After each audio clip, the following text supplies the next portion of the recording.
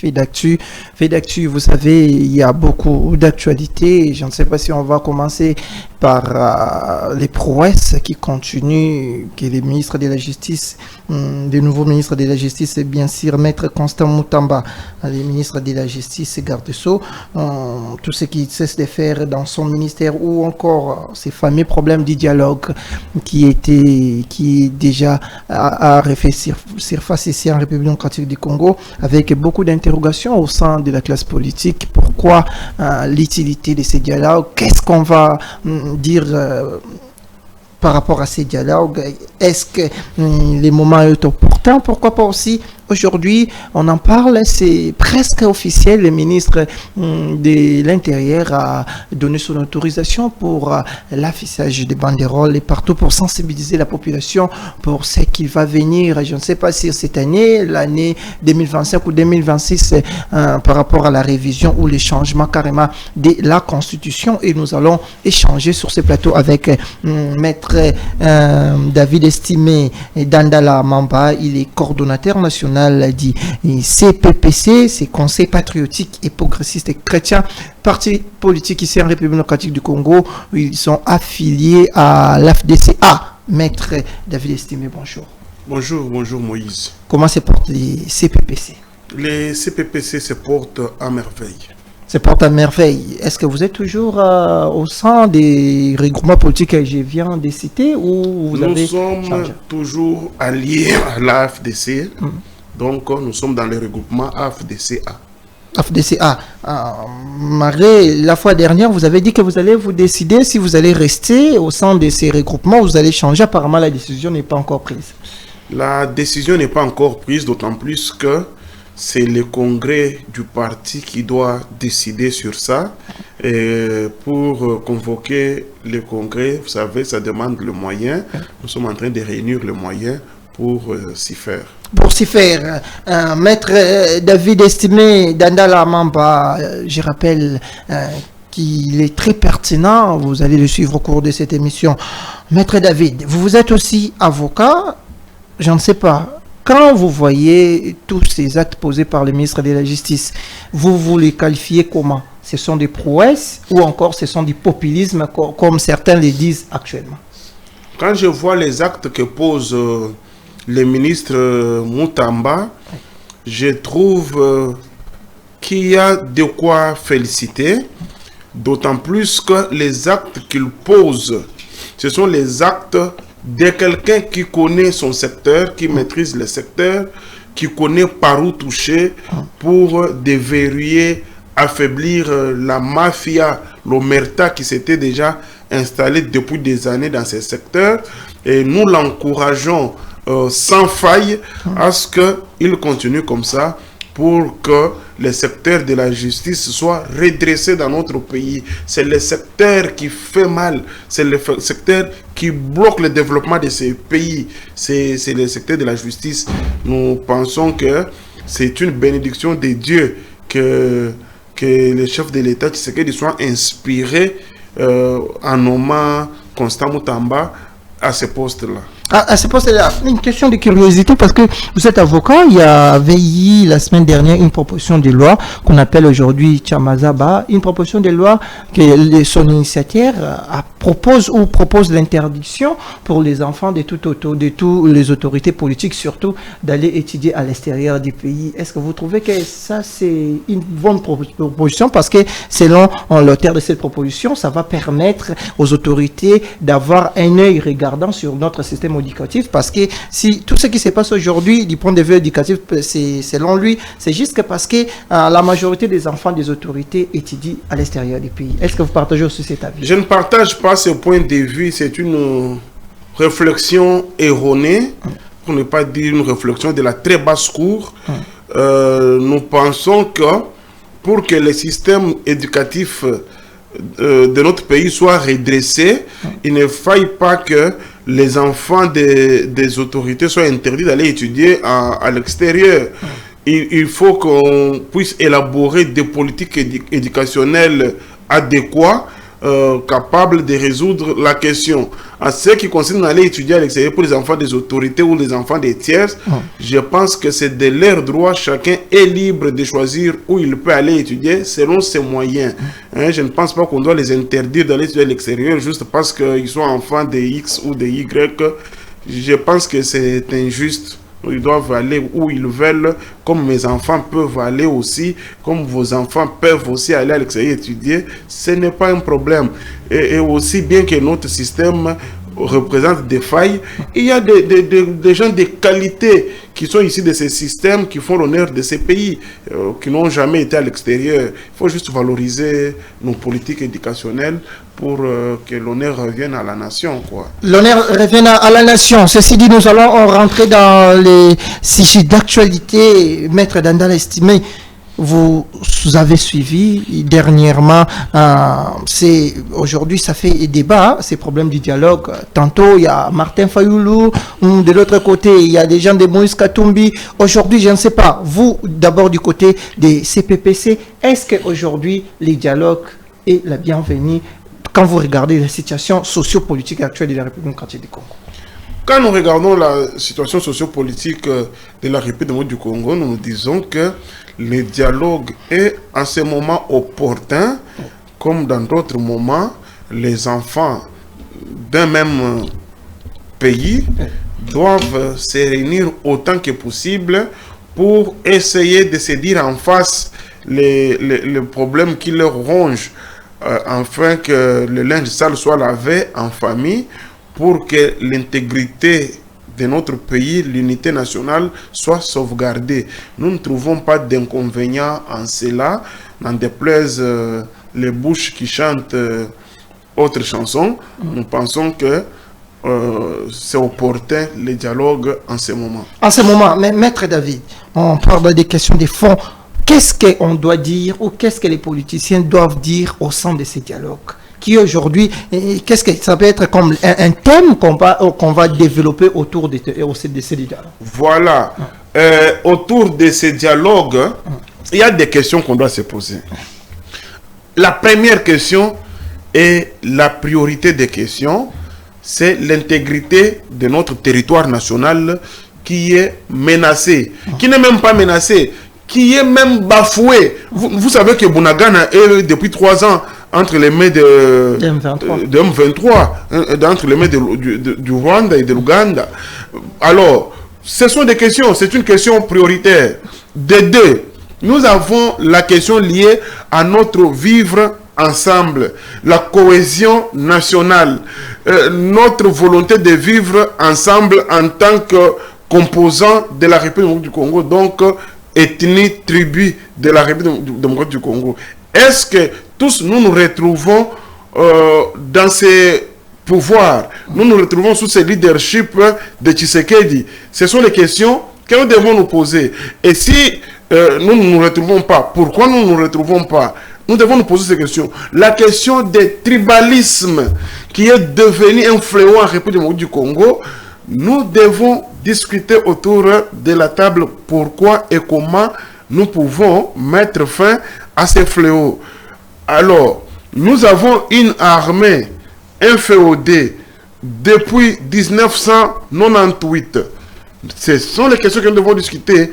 Comment faire pour extirper les brebis galaises qui sont dans notre armée, afin de construire une armée forte, capable de protéger l'intégrité de notre territoire. Ce sont les questions auxquelles nous devons donner des réponses autour d'une table, que chacun des participants à ces dialogues puisse donner son point de vue là-dessus, afin que résolution soit obtenue pour que les questions soient résolues. Nous pensons encore une fois qu'il y a lieu de soutenir ces dialogues. Qu'il y a lieu de soutenir ces dialogues. Maître David, quand vous voyez aujourd'hui la classe politique, surtout du côté de l'opposition, ils sont toujours très divisés parce qu'on voit l'appel de Martin Fayoulou, les autres de l'autre côté, on est en train de boycotter.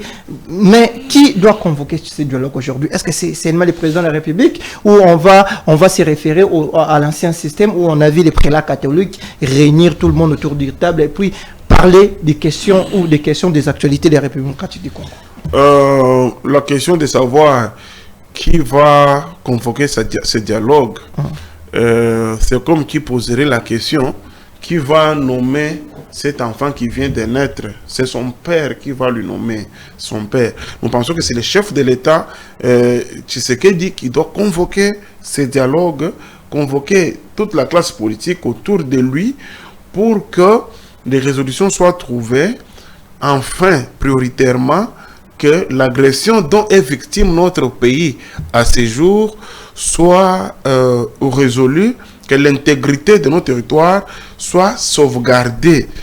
Nous pensons que s'il revient au chef de l'État de convoquer ces dialogues. Ces dialogues. Du côté de l'opposition, on a vu d'autres déjà commencent à boycotter. On a vu l'ensemble de Moïse Katumbi se dit, de leur côté, se disent déjà carrément non partant pour ce dialogue. Du côté du PPR de Joseph Kabila, la même chose. Je pense que tout ce que nous vivons aujourd'hui, c'est de la faute de l'actuel président de la République, Félix-Antoine Tshisekedi. Vous ne pensez pas que nous allons aller dans un dialogue où il y aura carrément pas assez de grandes figures politiques de notre pays? Non. Quand on parle nation, on ne voit pas les individus du genre Moïse, Kabila, non. Quand on parle nation, on voit la grandeur de la République démocratique du Congo et on voit le nombre d'habitants de la RDC. Vous savez que j'ai toujours soutenu qu'au Congo, nous n'avons pas de classe politique. Nous avons les antagonistes d'intérêt qui, pour l'antagoniste Y, ce que dit l'antagoniste X est mauvais et c'est là vice-versa. C'est pourquoi chacun de ces gens s'amène avec l'idée du dialogue qui tend au finish en un partage de pouvoir. Ce n'est pas l'idée du CPPC.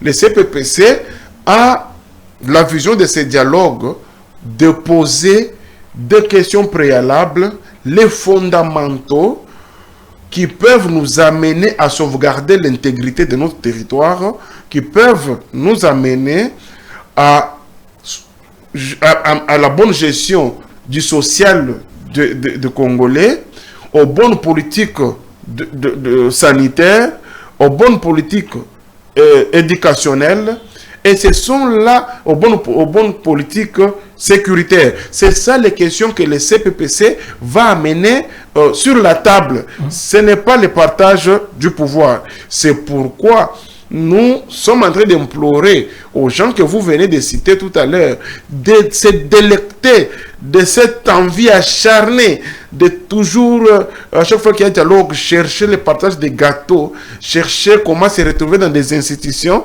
Nous ne sommes pas là. Nous devons chercher à se poser de bonnes questions et à les résoudre. Vous voyez, depuis la nuit des temps, chaque fois qu'il y a un dialogue en République du Congo, ça se solde par les partages de postes et cela ne résout rien. Et cette fois-ci, nous voulons que le partage des postes soit mis de côté, que les bonnes questions soient posées, afin qu'au moins, ça soit le premier dialogue auquel les Congolais vont participer et vont résoudre les bonnes questions. Nous voulons vraiment que ces dialogues intègrent tout le monde, que ce soit les Nanga et les autres, qu'on trouve un moyen de le faire venir au Congo, qu'ils viennent dire ce qu'ils veulent sur la table, sous l'arbre des palabres, en tant que Congolais, pour qu'on puisse gérer la crise. Vous pensez qu'avec tout ce qui se vit actuellement à partir de ce pays, vous pensez même les présidents de la République qui ne cessent de le dire chaque jour qu'il n'est pas disposé à dialoguer avec les Nanga, les M23 et consorts. Vous pensez que cette fois-ci, il va accueillir à bras ouverts les Nanga et consorts pour dialoguer avec eux? Nous ne parlons pas d'un dialogue particulier avec les mouvements insurrectionnels que nous condamnons. Nous condamnons ces mouvements insurrectionnels. Mais en même temps, parce que nous voulons dialoguer pour résoudre un problème sérieux, l'intégrité de notre territoire. C'est comme vous avez un enfant malade à l'agonie à l'hôpital, et parce que vous avez des problèmes avec sa mère, on vous dit appelez votre épouse pour sauver l'enfant. Vous dites que nous n'appelons pas, je n'appelle pas mon épouse ou mon ex-épouse pour sauver l'enfant parce que. Donc, devant l'intérêt supérieur de la nation, on peut mettre de côté tout ce qu'on a comme principe pour sauver l'intégrité du territoire national.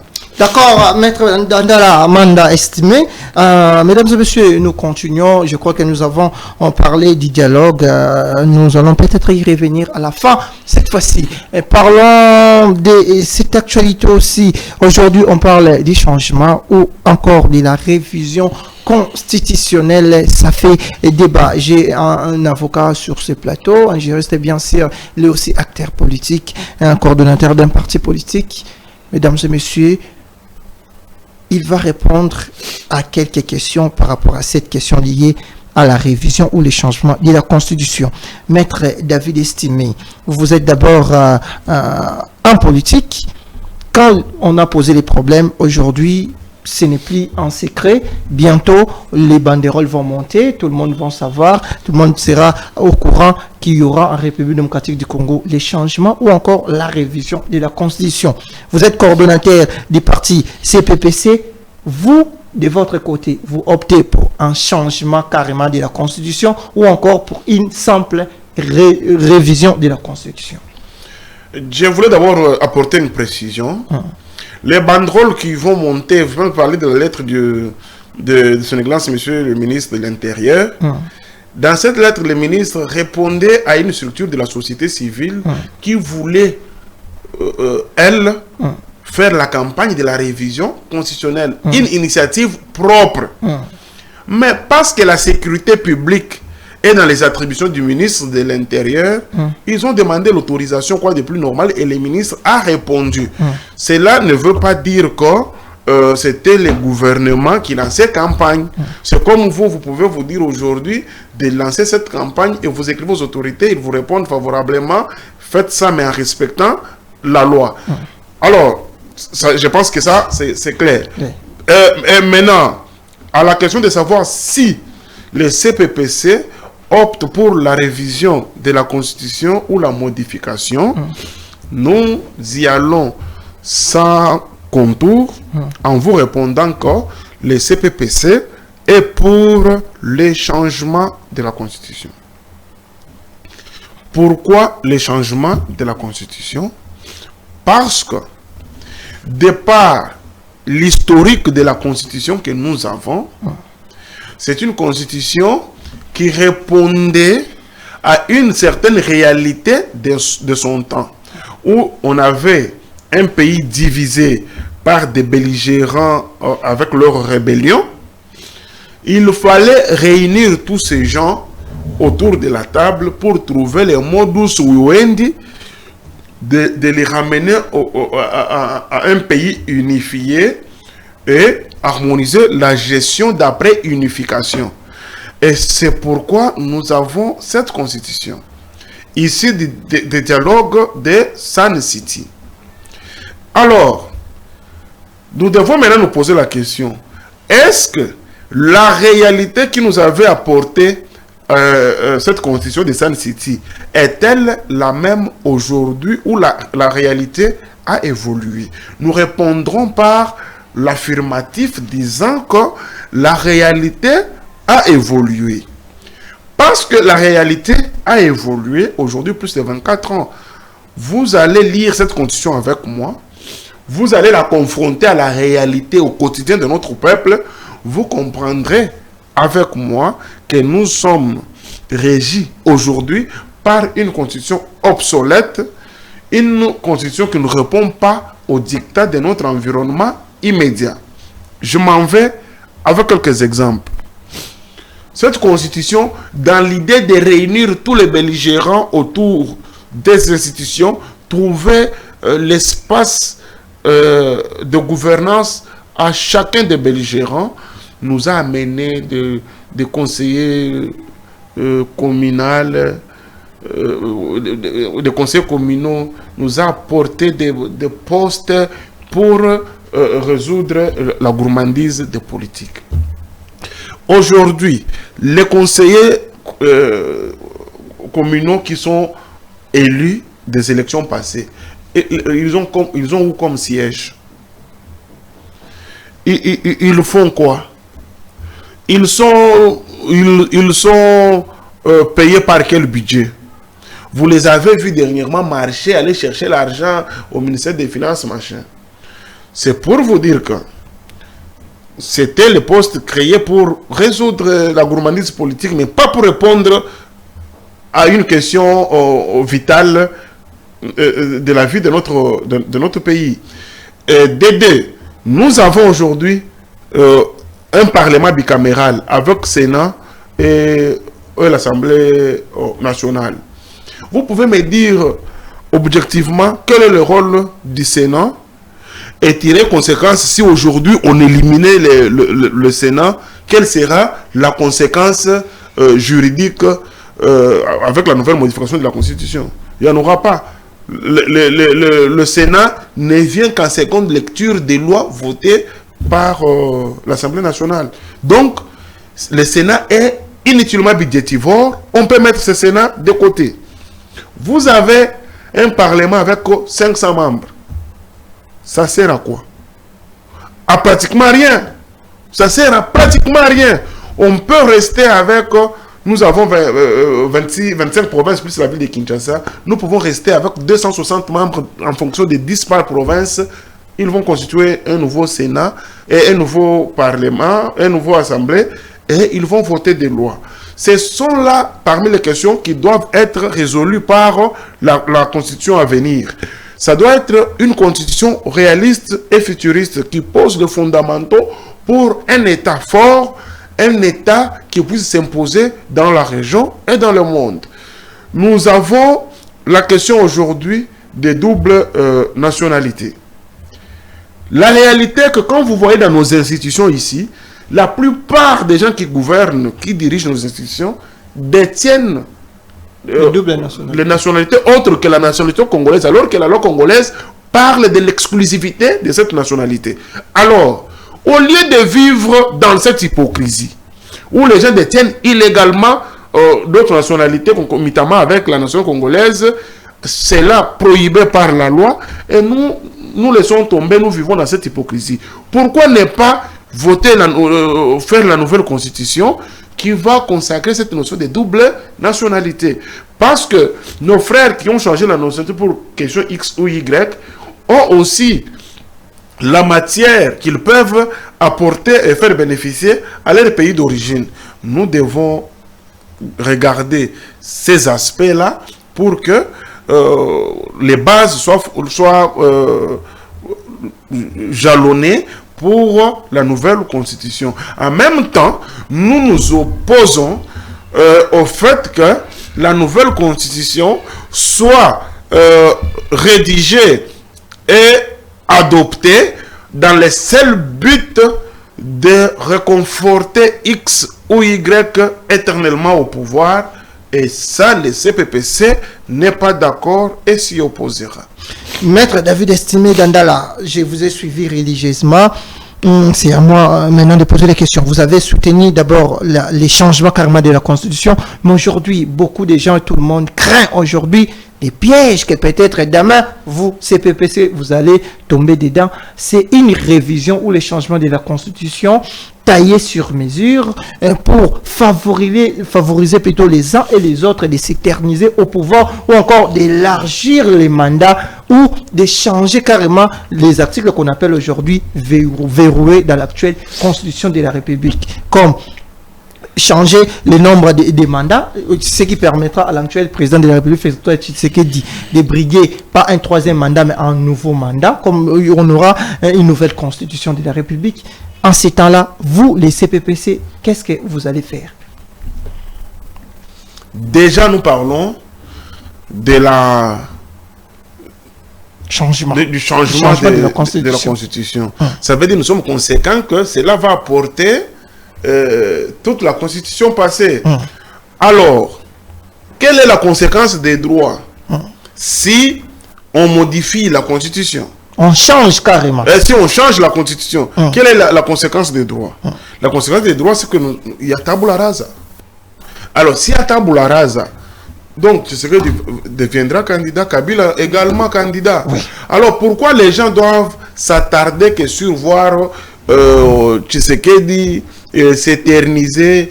Mais c'est ça le problème, parce qu'aujourd'hui beaucoup de Congolais, il y a pas beaucoup de Congolais, il y a d'autres camps, il y a d'autres Congolais qui pensent qu'aujourd'hui ni Kabila ni Tshisekedi devront normalement postuler en 2028 parce que l'actuelle constitution ne le permet pas. Mais quand on va tout recommencer à zéro, on va voir encore la personne Joseph Kabila et encore Félix Antoine Tshisekedi être encore candidat.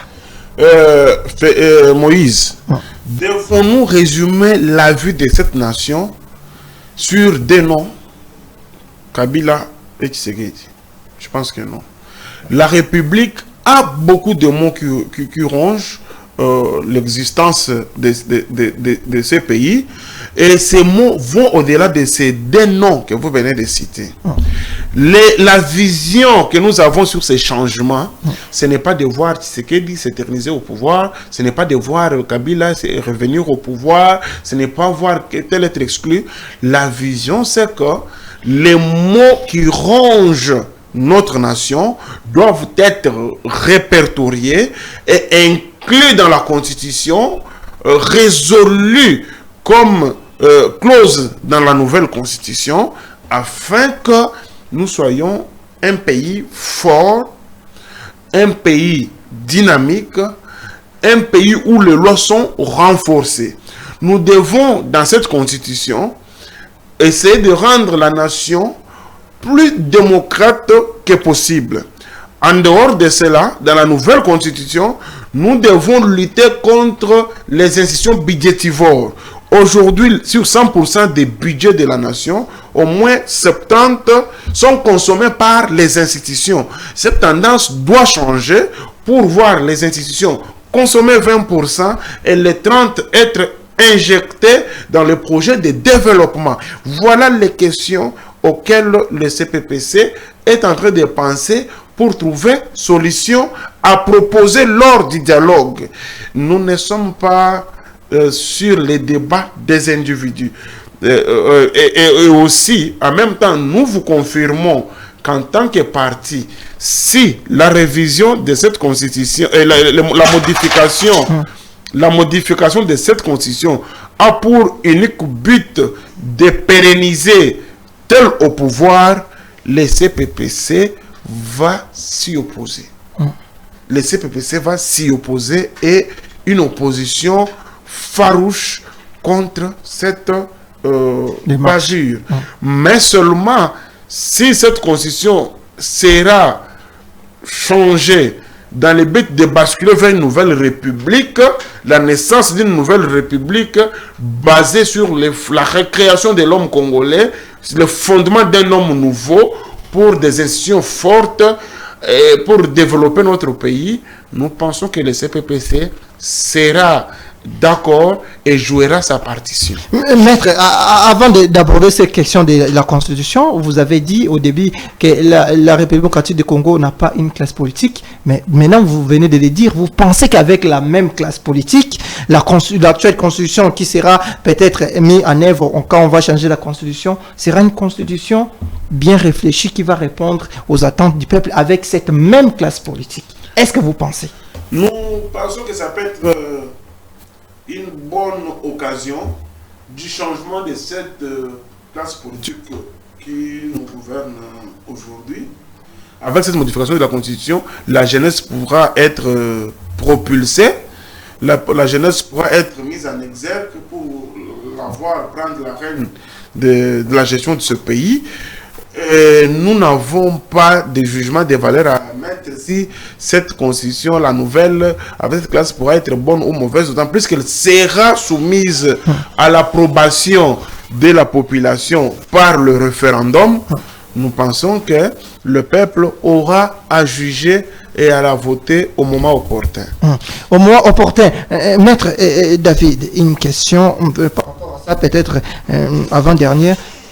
Vous pensez-vous que les téléspectateurs vous suivent, que le développement de la République démocratique du Congo tarde depuis plus de 20 années aujourd'hui à cause de l'actuelle constitution? Est-ce que c'est ça? Est-ce que c'est l'urgence aussi? C'est une urgence dans 5 ou 10 ans. On doit impérativement changer cette constitution pour qu'enfin la République démocratique du Congo puisse décoller. Déjà par définition, la constitution de la République est définie comme la volonté de vivre ensemble d'un peuple. Donc, à chaque moment que nous marchons, nous voyons qu'il y a un couac. On peut la modifier, la changer même 1000 fois, pourvu que notre volonté de vivre ensemble en tant que nation soit réactualisée, réadaptée et redéfinie pour le développement de la nation. Ça ne doit pas faire peur de voir une constitution être modifiée ou être changée. Ce qui est vrai, évident. Et cela ne demande même pas de lunettes pour voir. La constitution actuelle est obsolète et déjà périmée, pour utiliser les termes terre à terre. C'est une constitution déjà périmée et ça nécessite un changement. Ça nécessite un changement de la constitution pour que nous puissions basculer à une nouvelle république et poser les jalons du développement d'un pays réactualisé et un pays à confronter avec les challenges du mondialisme. Nous devons éviter d'être toujours à la queue, d'être un pays régi par les textes non adaptés. Donc, si le pays n'est pas développé, c'est à cause de notre constitution qui, au lieu que ce soit une constitution qui réponde aux besoins de la population, ça a été une constitution qui réponde aux besoins des acteurs politiques, qui répondent à la gourmandise et aux appétits des acteurs politiques. Maintenant, nous voulons une constitution qui doit répondre au social des Congolais, qui doit répondre aux questions sécuritaires des Congolais, qui doit répondre aux questions de sécurité de l'intégrité de notre territoire, qui doit répondre au challenge du mondialisme, qui doit faire que la RDC, avec ses richesses, avec sa biodiversité, soit mise en exergue sur les plans international. Une dernière question essentiellement, c'est ça qui concerne, ça serait une question essentiellement concernant cet changement ou probable changement ou révision de la Constitution. Maître David, vous avez dit au début que l'actuelle Constitution a été révisée dans des circonstances que nous connaissons. Vous ne pensez pas que les mêmes circonstances aujourd'hui, on les vit, surtout avec la guerre à l'Est? Vous avez rappelé aussi qu'il y a une partie de la République qui est occupée aujourd'hui plus de 2 ans par les Rwandais et puis l'Ouganda. C'est pratiquement la même situation que l'ancien chef de l'État s'est retrouvé pour mettre en place l'actuelle constitution.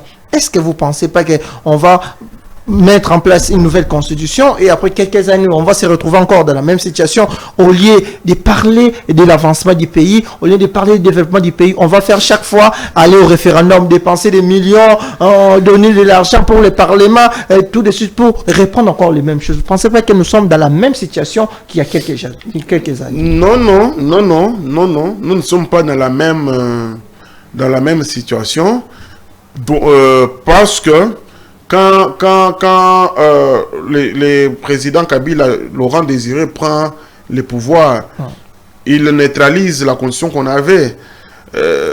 Alors, il commence à gérer ces pays par décret-loi, donc il n'y a pas de constitution. Et la guerre va éclater. Elle sera résolue juridiquement par quel fait? Nous sommes à Sun City, c'est la démarche politique.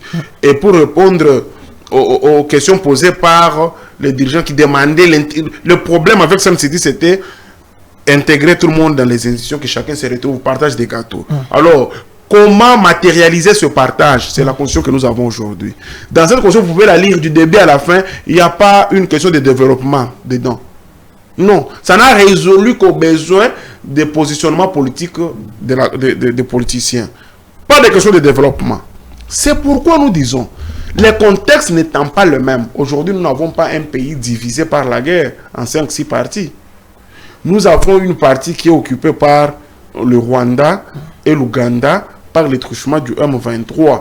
Et cela ne peut pas impacter. Quand vous voyez bien que l'intégrité est menacée, mais quand vous regardez la surface occupée par ces aventuriers et l'immense partie qui est sous la gouvernance du gouvernement, cela ne peut pas nous empêcher à nous asseoir, modifier cette constitution pour avoir un pays, un État fort qui puisse faire peur aux voisins, aux ambitions belliqueuses, et puis qui puisse imposer